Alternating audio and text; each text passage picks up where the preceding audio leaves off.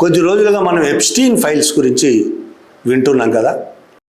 కొంతమంది చాలా వివరంగానే చదివి ఉంటారు. ఎప్స్టీన్ అనేవాడు అమెరికాలో ఎంత దుర్మార్గాలు చేశాడు, ఇజ్రాయెల్కి సంబంధించిన మొసాద్ ఏజెంట్ అనే కూడా ప్రచారం ఉంది.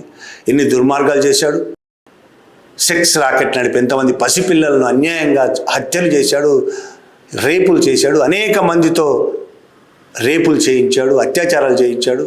అందులో మన వాళ్ళ పేర్లు కూడా ఉన్నాయి. మన భారతదేశానికి సంబంధించిన ఓ మంత్రి, మోడీ, ఇటువంటి వాళ్ళ పేర్లు కూడా ఉన్నాయనేది ఎప్స్టీన్ ఫైల్స్లో ఉన్నాయనేది వినిపిస్తున్నాను. అలాంటి ఎప్స్టీన్ ఫైల్స్ మహారాష్ట్రలో కూడా జరిగింది అనేది ఇప్పుడు బయటకు వస్తున్న విషయం. మహారాష్ట్ర ఎప్స్టీన్ ఫైల్స్ అని అక్కడ ప్రతిపక్షాలు దానికి పెట్టిన పేరు, మహారాష్ట్ర ఎప్స్టీన్ ఫైల్స్. మీరు ఈ ఫోటో చూడండి. ఈ ఫోటోలో అమిత్ షా మీకు తెలిసిన వ్యక్తి. అమిత్ షా పక్కనే కూర్చున్న వ్యక్తి పేరు అశోక్ కారత్. ఈ అశోక్ కారత్ ఒక్క అమిత్ షా పక్కనే ఫోటో కాదు. అమిత్ షా కారత్తో ఏక్నాథ్ షిండే తెలుసు మీకు, మహారాష్ట్ర అంతకుముందు ఎక్స్ సీఎం, ఇప్పుడు డిప్యూటీ సీఎం. శివసేనను చీల్చి ఈయన ఒక శివసేన పెట్టాడు.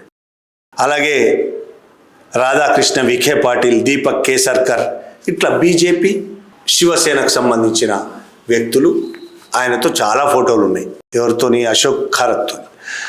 ఈ అశోక్ కారత్ అమిత్ షాకు కూడా చాలా కావలసిన వ్యక్తి చాలా కాలంగా. ఈయన నేవీలో పనిచేశాడు. నేవీలో పనిచేసి రిటైర్ అయ్యాడు. ఇప్పుడు ఆయనకు 67 ఏళ్ళు. ఆయన మార్చి 17, పోయిన నెల 17వ తారీఖు అతన్ని అరెస్ట్ చేశారు. ఎందుకు అరెస్ట్ చేశారు, కథ ఏంది, అసలు చేసిన కథ, ఆయన ఏం కథ చేశాడు, ఎప్స్టీన్ ఫైల్స్ లెవెల్లో ఆయన ఏం చేశాడు, ఆ స్థాయిలో కాకపోవచ్చు, కొద్ది తక్కువ స్థాయిలో కావచ్చు, ఆయన ఏం చేశాడు తెలుసుకోవాలి. ఆయన మాజీ మర్చెంట్ నేవీ ఆఫీసరు. రిటైర్ అయిన తర్వాత ఆయన బాబా అవతారం ఎత్తాడు. భారతదేశంలో అత్యంత ఈజీ, పెట్టుబడి లేకుండా కోట్లు సంపాదించే వ్యాపారం ఏదైనా ఉంటే మత వ్యాపారం. అట్లా బాబాగా మారాడు ఆయన. తనను తాను శివునిగా చెప్పుకుంటాడు. నేను శివుణ్ణి అని ప్రచారం చేసుకున్నాడు. చాలామంది భక్తులు ఆయన శివుడని అనుకుంటుంటారు. ఆయన నాసిక్ జిల్లా, మహారాష్ట్రలో నాసిక్ జిల్లా సిన్నర్ తాలూకా మిర్గావ్ అనే ఊళ్ళో ఈశాన్యేశ్వర మహాదేవ్ ఆలయం అనేది ఒకటి కట్టాడు.